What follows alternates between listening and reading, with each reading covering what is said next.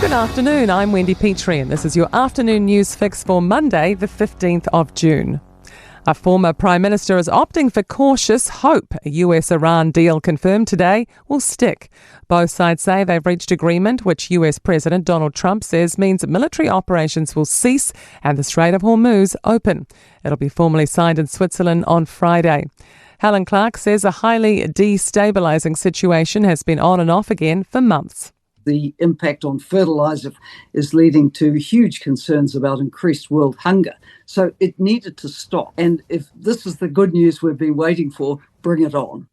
The Finance Minister says fuel prices could start dropping with news of a peace deal.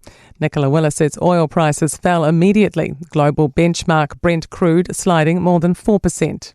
If that trend continues or even just holds, we can expect prices to fall at the pump here.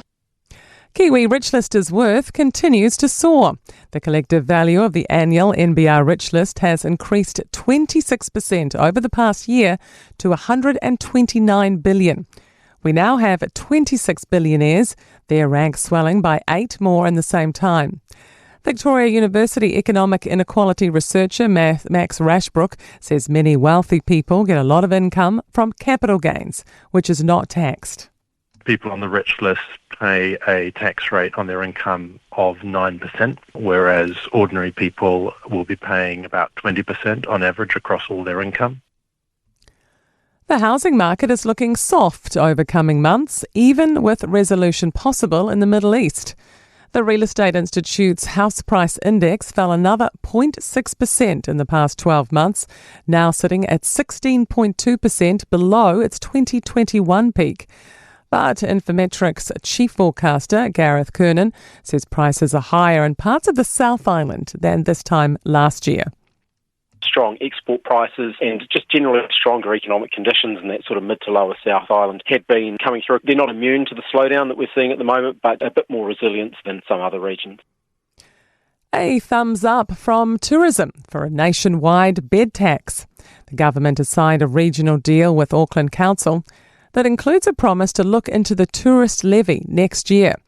The Prime Minister says many conversations are needed and whether to apply across the country. Auckland Mayor wants to see it happen. The tourism industry Aotearoa Chief Executive Rebecca Ingram says any new tool should be uniform. So it's fair and simple to administer and it's enduring, but we recognise that different places might have different needs for how that money is utilised. To sport now, and a significant injury concern is a wait-and-see situation for the All Whites going into their Football World Cup opener. Matt Garbett is battling a hamstring issue ahead of their match against Iran in Los Angeles.